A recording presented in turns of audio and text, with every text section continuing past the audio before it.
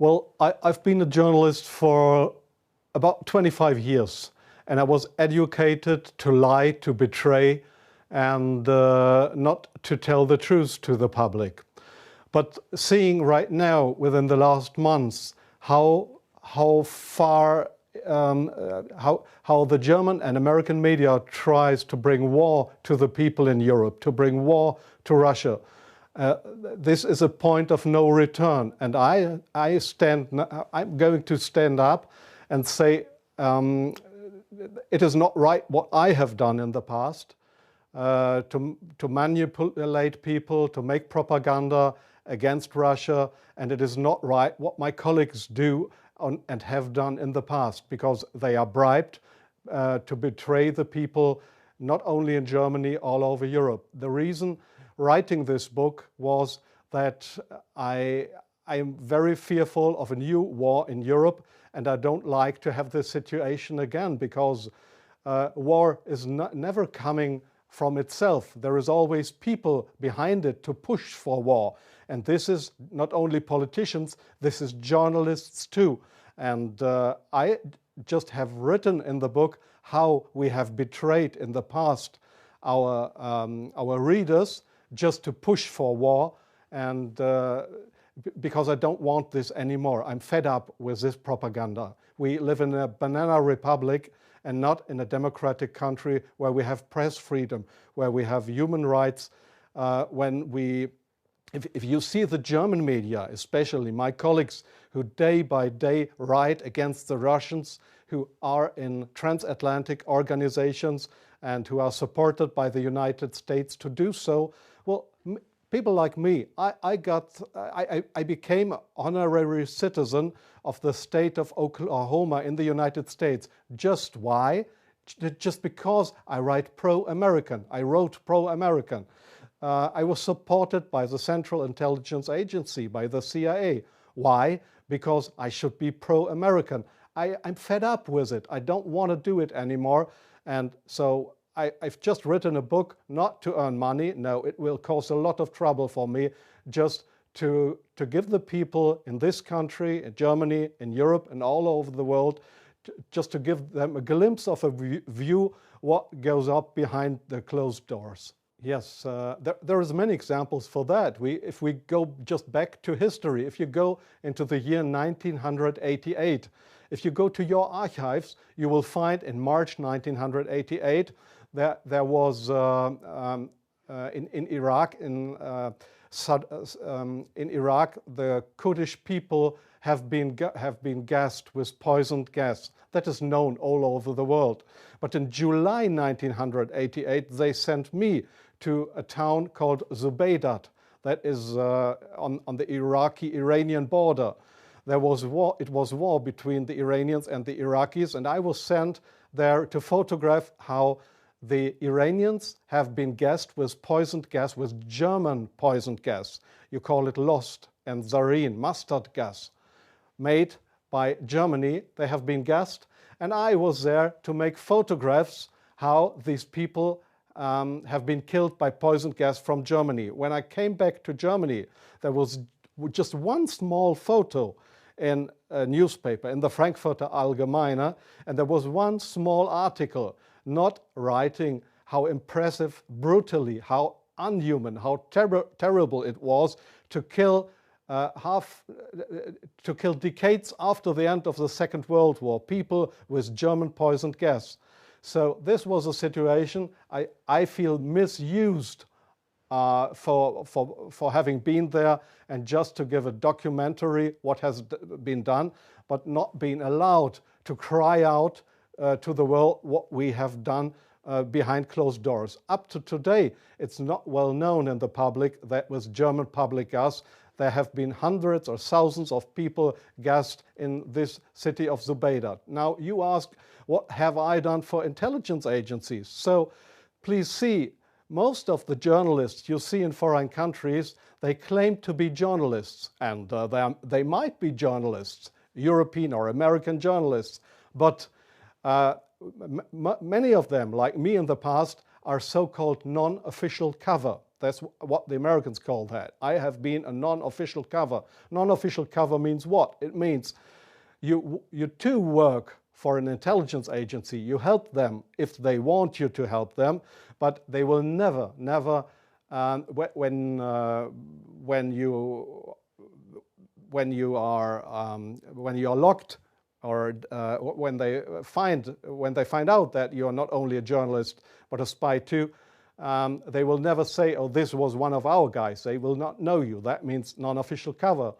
So I have helped them in several situations, and I feel ashamed for that too now. Like I feel ashamed that I have worked for a very recommended newspaper like the Frankfurter Allgemeine, because I was bribed by billionaires, I was bribed by the Americans not to report exactly the truth, but I just imagined in my car while I was driving to this interview, I just tried to work out in my brain what would have happened if I would have written a pro-Russian article in the Frankfurter Allgemeine. Well, I don't know what would have happened, but we were all educated to write pro-European, pro-American, but please, not pro-Russian.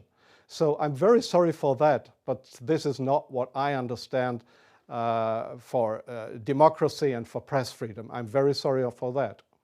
Well,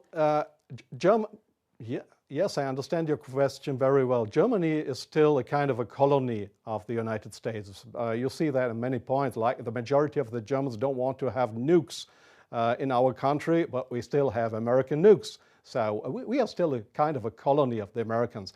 And being a colony, it is very easy to approach young journalists through what is very important here is transatlantic organizations. All journalists from really respected and recommended big German newspapers, magazines, radio stations, TV stations, they are all members or guests of those big transatlantic organizations. And there, in these transatlantic organizations, you are approached to be pro-American, and there is nobody coming to you and saying, "Well, we are the Central Intelligence Agency, would you like to work for us?" No, this is not the case how it happens. What they do, these transatlantic organizations, is they invite you for seeing the United States. They pay for that, they pay all your expenses and everything. So you are bribed, you get more and more corrupt, because they make you good contacts. You won't know that those good contacts are, let's say, non-official covers, or officially people working for Central Intelligence Agency or other American agencies. So you make friends. You think they are friends, and you cooperate with them. They ask you, "Well, could you do me this favor? Could you do me that favor?" And so your brain more and more is brainwashed through these guys. And your question was, is this only the case with German journalists? No, I think it is especially the case with British journalists, because they have a much closer relationship. It is especially the case with Israelis, of course with French journalists for a part, not that big as with German or with British journalists. It is the case for Australian journalists, for journalists from New Zealand, from Taiwan, well, there is many countries in the Arab world, like Jordan, for example, like Oman, the Sultanate of Oman. There is many countries where this happens, where you find people to claim they are respected journalists, but if you look behind them, you'll find they are puppets on a string of the Central Intelligence Agency. I'm sorry in interrupting you. I'll give you one example. Sometimes the intelligence agencies, they come to your office and want you to write an article. I give you an example not from strange other journalists, from me myself. I've just forgotten the year. I just remember that the German Foreign Intelligence, Bundesnachrichtendienst, it is just a sister organization of the Central Intelligence Agency. It was founded by the American Intelligence Agency. So one day the BND, this German Foreign Intelligence Agency, came to my office at the Frankfurter Allgemeine in Frankfurt. And they wanted me to write an article about Libya and about Colonel Muammar Gaddafi. I had absolutely no secret informations regarding Colonel Muammar Gaddafi and Libya. But they gave me all these secret informations, and they just wanted me to write, to sign the article with my name. I did that, but it was an article that was published in the Frankfurter Allgemeine that originally came from the Bundesnachrichtendienst, from the German Foreign Intelligence Agency. So do you really think that this is journalism, intelligence agencies writing articles? Oh yes, that article, I have reprinted it partly in my book. That article was how Libya and Colonel Muammar Gaddafi, how he secretly tried to build a poison gas factory. I think in Rabta was the name, yeah. And I got all those informations. It was a story that was printed worldwide 2 days later. But I had no information on that. It was the intelligence agencies that wanted me to write this article. So, but this is not the way journalism should work, that intelligence agencies, that they decide what is printed and what not. If I say no, I give you an example from a very good example if you say no. Well, we have a rescue unit in Germany with helicopters for traffic accidents. It's called, they call themselves the Yellow Angels. There was one guy who didn't want to cooperate. He was a pilot of the helicopter service of the Yellow Angels in Germany. This guy said no to the Foreign Intelligence Service, Bundesnachrichtendienst, when they approached him and wanted him as a non-official cover to work for the German Foreign Intelligence Agency, under just to pretend to be somebody from the Yellow Angels. So what happened was that he lost his job.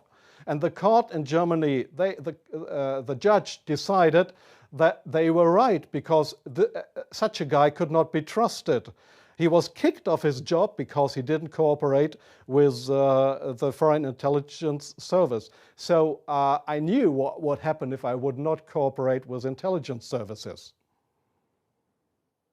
Well, I have had, let me say, 6 times my house was house searched because I was accused by the public prosecutor, the German public prosecutor.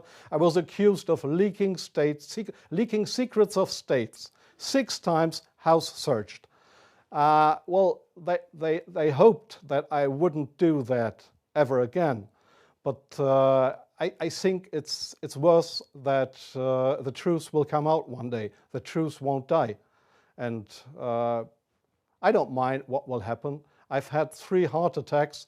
I have no children. So if they want to bring me to court or to prison, so it's worse for the truth.